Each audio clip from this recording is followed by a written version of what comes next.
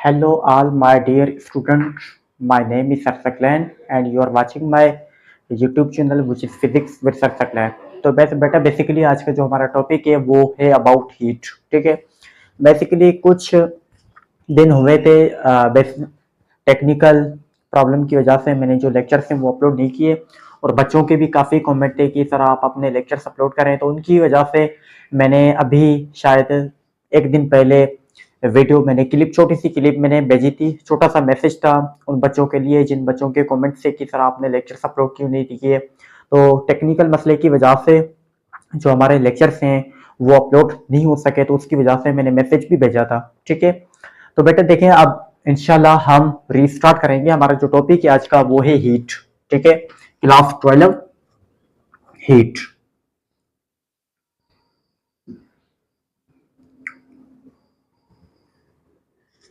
सबसे पहले हीट। ठीक है, अब हम समझेंगे हीट क्या होती है, हीट की डेफिनेशन क्या होती है, उसके बाद हीट के जो यूनिट होते हैं वो क्या होते हैं। ठीक है, सबसे पहले बेटा देखें बुनियादी जो हमारा उसूल होता है लेक्चर को स्टार्ट करने का वो होती है क्या है, डेफिनेशन। ठीक है, जो हमने टॉपिक लिखा होता है उस टॉपिक की जो डेफिनेशन है या उसकी जो ओरिजिनेशन है वो क्या होती है क्या नहीं होती। ठीक है, तो सबसे पहले जो हीट है, हीट की डेफिनेशन।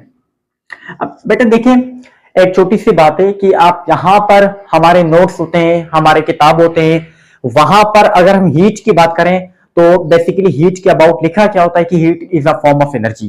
ठीक है, जो हीट है वो क्या है, एनर्जी की फॉर्म होती है, एनर्जी की फॉर्म होती है, हम यही कहते हैं हमारे। क्योंकि बेटा देखिए किताबों में भी वो चीज लिखी होती है, उसके अलावा जो है हमारे नोट्स में भी वही चीज लिखी होती है। लेकिन बेटा देखिए कुछ ये जो डेफिनेशन है वो है क्या, एक रट्टाफिकेशन। इवन पुरानी डेफिनेशन है और हमें याद भी हो चुकी है, बस जो चीज रटी हुई है वही चीज आ रही है। ठीक है, तो आज बिल्कुल इस डेफिनेशन के तहत, हीट के तहत जो हम डेफिनेशन लिखेंगे वो कुछ और होगी। ठीक है, होगी तो डेफिनेशन होगी जो फिजिक्स में होती है वही होगी, लेकिन कुछ डिफिकल्ट या इसके कुछ डिफरेंट होगी। ठीक है, तो बेटा देखिए सबसे पहले जो हीट की डेफिनेशन है वो क्या है। बेसिकली बेटा देखें अब हीट जो है वो क्या है, एक मैकेनिज्म। हीट क्या है, एक मैकेनिज्म। मैकेनिज्म, हीट क्या है, एक ऐसा मैकेनिज्म है, mechanism in which mechanism in which thermal energy, in which thermal energy, thermal energy is transfer,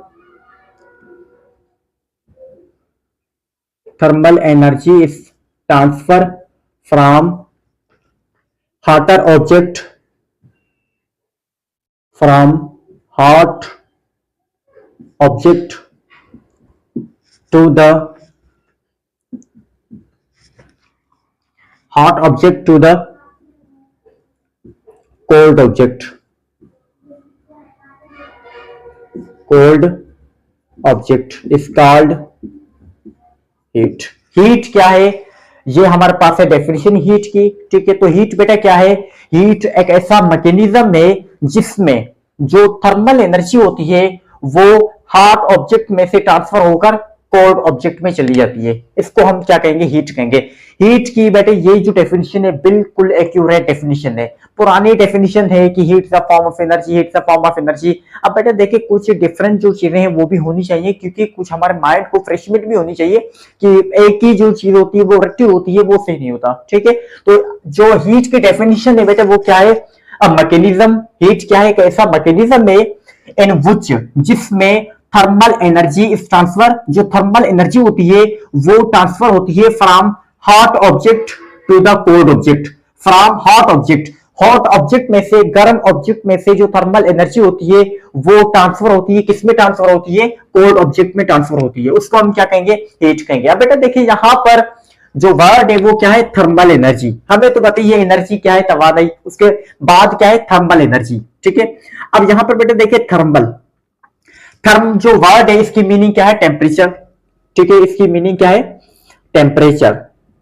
जो बॉडी की बेटे देखें थर्मल एनर्जी क्या होती है, जो बॉडी की इंटरनल एनर्जी होती है उसी की इंटरनल एनर्जी को हम क्या कहेंगे, थर्मल एनर्जी कहेंगे।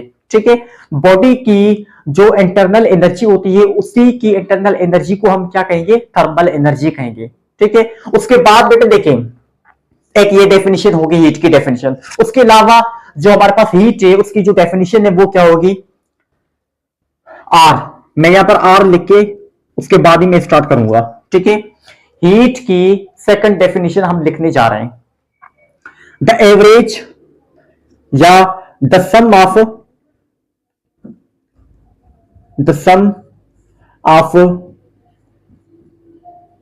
Total of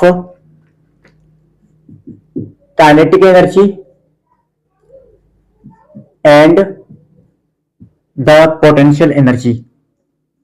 and the potential energy is called heat.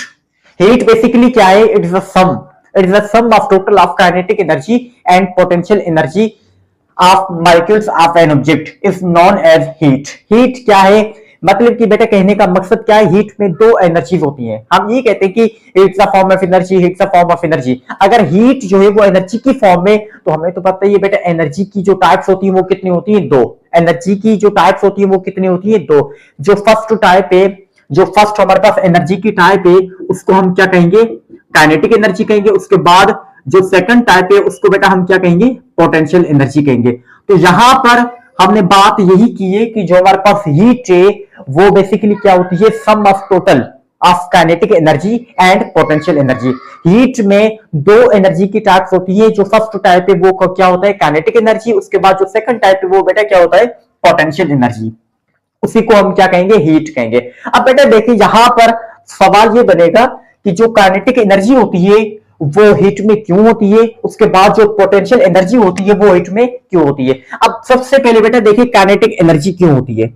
अगर यहां पर हम डिबेट करें कि जो हमारे पास काइनेटिक एनर्जी होती है वो किसकी वजह से होती है, हमें बेटा पता ही है काइनेटिक एनर्जी की अगर हम बात करें तो काइनेटिक एनर्जी क्या है, कोई भी ऑब्जेक्ट, ठीक है, कोई भी ऑब्जेक्ट अगर वो अपनी मूवमेंट करेगा फ्रॉम वन पॉइंट से ट्रांसफर होकर अपनी next point, it means B point पे जाएगा, तो जो अपनी एनर्जी वेस्ट करेगा ऑब्जेक्ट, उसी को हम क्या कहेंगे, काइनेटिक एनर्जी कहेंगे। जैसा कि बेटा देखें हमारे पास यहां पर एक कोई भी ऑब्जेक्ट है, वो ए पॉइंट पे मौजूद है, ठीक है। उसी के बाद वही जो ऑब्जेक्ट है अगर बी पॉइंट पे चला जाए तो यहां ए और बी पॉइंट के बीच में आने जाने पर जो ऑब्जेक्ट अपनी एनर्जी वेस्ट करेगा उसी को हम क्या कहेंगे, काइनेटिक एनर्जी कहेंगे। उसके बाद बेटा देखें कुछ अगर हम पोटेंशियल एनर्जी की तारीफ बयान करें तो पोटेंशियल एनर्जी क्या होती है, कोई भी ऑब्जेक्ट, किसी भी ऑब्जेक्ट को अगर हम उसके अगेंस्ट मूव करवाएं तो उसमें जो एनर्जी स्टोर होती है उस एनर्जी को बेटा हम क्या कहेंगे, पोटेंशियल एनर्जी कहेंगे, ठीक है। ये चीज आपने याद करनी है। अब देखिए काइनेटिक एनर्जी जो है वो किसकी वजह से होती है, due to the motion of particle, ठीक है। जो काइनेटिक एनर्जी होती है वो बिल्कुल किसकी वजह से होती है, कोई भी पार्टिकल है अगर वो मोशन करेगा, मूव करेगा, तो उसकी वजह से जो वो एनर्जी डिसिपेट करेगा उसको हम क्या कहेंगे, काइनेटिक एनर्जी कहेंगे। तो यहां पर बेटा हम क्या लिखेंगे, जो काइनेटिक एनर्जी होती है वो किसकी वजह से होती है, due to the motion of particles, motion of particles, ठीक है। जो काइनेटिक एनर्जी होती है बेटा वो किसकी वजह से होती है, पार्टिकल्स की मोशन की वजह से होती है। उसके बाद बेटा देखिए यहां पर अगर मैं यहां पर बात हम करें कि हमारे पास यहां पर कोई भी एक ऑब्जेक्ट है, ठीक है, कोई भी एक ऑब्जेक्ट है, उसके यहां पर अंदर बेटा क्या है, पार्टिकल, उसके अंदर यहां पर क्या है, पार्टिकल, ये पार्टिकल हो गए, ये पार्टिकल हो गए, ये पार्टिकल हो गए। अब यहां पर देखें अगर ये पार्टिकल्स जो है वो क्या करें, हरकत करें, हरकत करने के नतीजे में बिल्कुल ये क्या करेंगे बेटा, कोलिजन करेंगे, हमें पता ही है, ठीक है। ये क्या करेंगे, कोलिजन करेंगे, इनकी आपस में क्या होगी, कोलिजन होगी। कोलिजन के नतीजे में ये अपनी जो एनर्जी वेस्ट करेंगे उस एनर्जी को बेटा हम क्या कहेंगे, काइनेटिक एनर्जी कहेंगे, ठीक है। यहां पर ये कॉन्सेप्ट जो काइनेटिक एनर्जी का होता है बेटा वो होता है खत्म। उसके बाद पोटेंशियल एनर्जी, ठीक है, पोटेंशियल एनर्जी। अगर पोटेंशियल एनर्जी के बारे में बेटा हम देखें तो एक चीज हमें पता ही है कि जो पोटेंशियल एनर्जी मैंने अभी चीज आपको बताई है कि किसी भी ऑब्जेक्ट को, किसी भी चीज को अगर आप उसके अगेंस्ट भेजोगे, उस फील्ड के अगेंस्ट भेजोगे तो उसमें जो एनर्जी स्टोर होगी उस एनर्जी को हम क्या कहेंगे, पोटेंशियल एनर्जी कहेंगे। ठीक है, तो यहां पर बेटा देखिए जो पोटेंशियल एनर्जी होती है वो बिल्कुल किसकी वजह से होती है, अगेंस्ट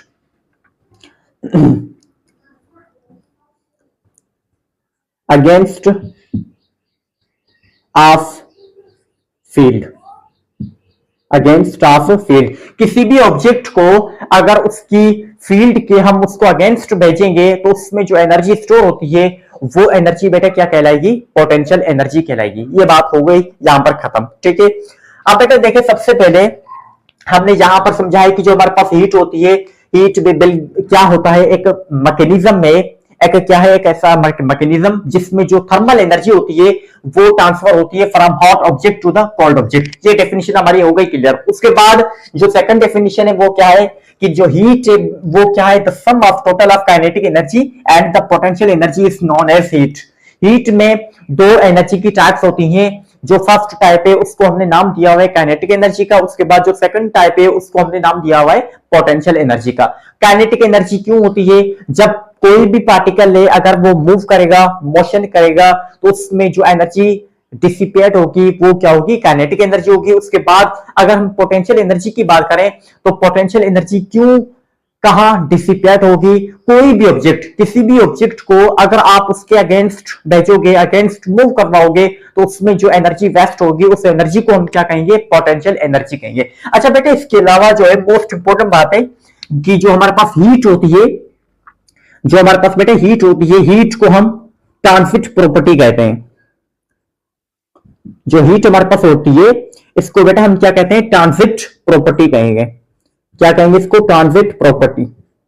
अच्छा बेटा देखें जो ट्रांजिट प्रॉपर्टी है वो क्या, ट्रांजिट प्रॉपर्टी का मकसद क्या है। अब यहां पर सबसे पहले जो ट्रांजिट वर्ड है इसकी आपने मीनिंग सर्च करनी है, इसकी आपने मीनिंग बतानी है। अब बेटा देखें जो ट्रांजिट वर्ड है इसकी मीनिंग क्या है, गुजर। इसकी मीनिंग क्या है, गुजर। गुजर के अलावा इसकी जो मीनिंग है वो क्या है, तब्दील, तब्दीली, तब्दीली। अब बेटा देखें गुजर और तब्दीली में से मुराद क्या है। मैंने आपको ये चीज समझाई है कि जो हीट है उसमें थर्मल एनर्जी जो होती है वो ट्रांसफर होती है। ठीक है, ट्रांसफर होने का मकसद क्या है, गुजरना।